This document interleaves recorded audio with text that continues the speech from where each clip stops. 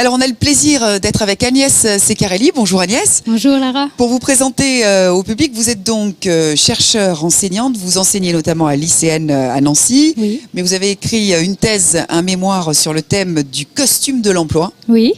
C'est un costume qui est lourd à porter. En tous les cas, qu'est-ce qu'il y a à l'intérieur? Énormément de choses, des mines d'or pour trouver un emploi aujourd'hui.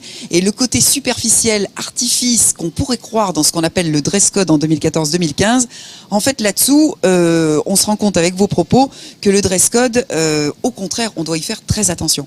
Oui, absolument. Je dirais que par rapport à ça, au-delà du futile, tel qu'on pourrait l'imaginer en parlant de vêtements, parce que c'est quelque chose de superficiel, au-delà du futile, on est sur de l'utile. Parce que le vêtement, notamment pour un candidat dans le cadre du recrutement, il va inscrire une forme de compréhension. Est-ce que le candidat, il a compris le métier? Est-ce qu'il est déjà dedans? Est-ce qu'il est dans le secteur professionnel? Et il va y avoir une sorte de raccourci qui est fait entre la tenue vestimentaire, notamment du candidat, et ses compétences. En tout cas, une forme de compétences qui sont des compétences comportementales. Alors ça veut dire que si la personne est mal habillée mais qu'elle est très compétente, elle risque de ne pas avoir le job? Absolument. Oui, c'est assez donc brutal. C'est triste. Oui, complètement. C'est très brutal, c'est très violent, mais à un moment donné, il ne faut pas se cacher derrière des allumettes. Il faut regarder les choses en face et de comprendre qu'on a maîtrisé le code. Déjà, c'est une porte qui s'ouvre. Et donc un candidat, il doit absolument avoir conscience de ça. Même si s'il rate ça, c'est terrible, mais c'est ainsi. Alors, on a parlé là particulièrement de l'univers bancaire, mais pas que. En fait, beaucoup d'univers aujourd'hui professionnels sont très verrouillés et on se doit d'être presque perfect. C'est dans l'univers du service, en général, l'univers commercial. En fait, tout cela est lié à un moment donné au contact qu'on va avoir avec le client. Et derrière cela, il y a l'image aussi que l'institution, l'organisation, l'entreprise, elle donne et elle veut donner au client. Donc cette image, elle passe aussi par ses salariés, ses collaborateurs. Alors vous parliez d'ailleurs l'exemple d'une grande banque, pour ne pas la citer, c'est UBS, où il y a 42 pages sur, c'est une charte en fait sur le dress code, comment on doit s'habiller, autrement on ne fait pas partie de l'entreprise. Oui, tout est détaillé, dans le moindre détail, les associations, propreté, chaussures, hygiène, odeur, tout ce qui va être acceptable en termes de couleur, de matière de vêtements et tout ce qui est rejeté à éviter. Oui. Alors, est-ce que si on se présente en rose, magnifique bonbon comme vous êtes, qui vous va admirablement bien, est-ce qu'on a des chances d'être prise? Ou est-ce que c'est vraiment, vous avez ce style de vêtements pour justement ne pas passer inaperçu lors de conférences? Absolument. Pour être très honnête, je pense que c'est peut-être pas fondamentalement rédhibitoire, mais en l'occurrence, ce n'est pas la tenue que personnellement j'aurais adoptée pour entrer dans la banque et que je conseillerais à un candidat pour entrer dans la banque.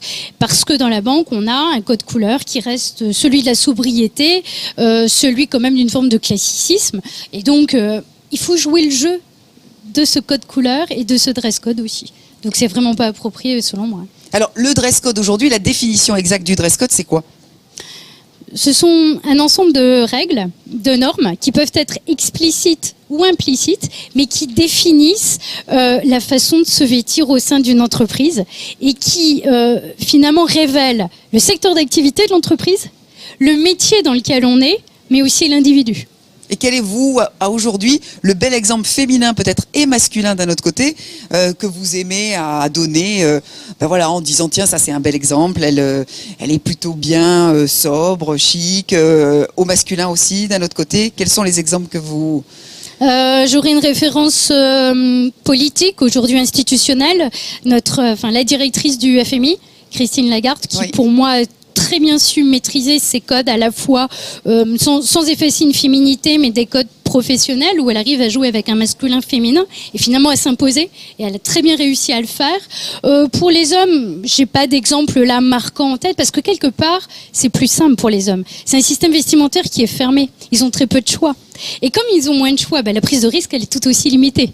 Oui. Donc en fait c'est moins flagrant chez les hommes de dire il y a une vraie maîtrise du code parce que le code il est très très limité que pour une femme on a en fait un choix qui est quasi infini. Ah oui, ça c'est sûr. Alors, qu'est-ce que vous diriez aux femmes aujourd'hui pour être parce que bien dans ses baskets aussi, il faut être bien assumer sa tenue. Oui, tout est là.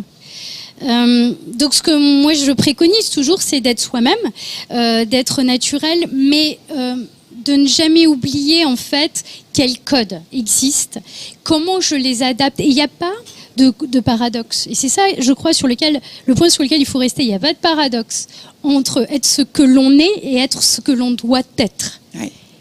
Et la difficulté, elle est peut-être là, mais une fois qu'on a compris ça, c'est une vraie liberté. Très bien, merci beaucoup. Merci à vous. Alors le dress code, le costume de l'emploi, ça donnera, pas tout de suite, mais dans quelques années, il faut être encore un peu patient, certainement un ouvrage, et qui sait, peut-être même, on sait que des fois des bons ouvrages donnent lieu à des idées pour le cinéma. Oui. On ne sait jamais. Voilà, j'ai un projet effectivement de livre sur le dress code, donc à voir et à venir. Si vous avez envie d'en savoir plus, en tous les cas, vous tapez Agnès Ceccarelli sur Google et vous trouverez X données qui sont très intéressantes. Merci beaucoup d'avoir partagé ce moment avec nous. À très bientôt. Plaisir. Merci.